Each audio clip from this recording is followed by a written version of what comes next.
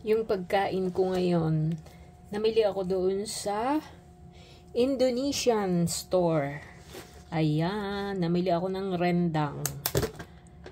O ito, ang rendang. Indonesian food. Ito yung rendang. Napakaliit na piraso ng baka. May kasamang noodles.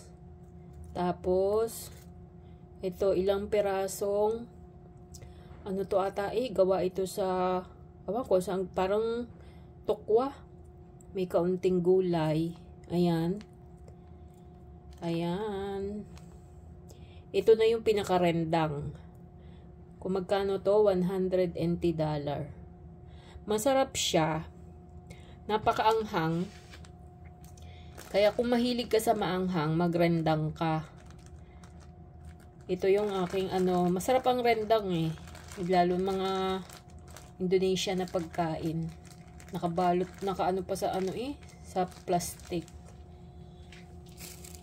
Ayan. Grabe ang mahal. Ano lang to ay? Parang Indomie. Indomie lang ata itong noodles na to. Ito lang ang binili mo dyan. Itong rendang na siguro to. Mga kasing laki lang ng takip ng garapo na maliit. O ayan na yan.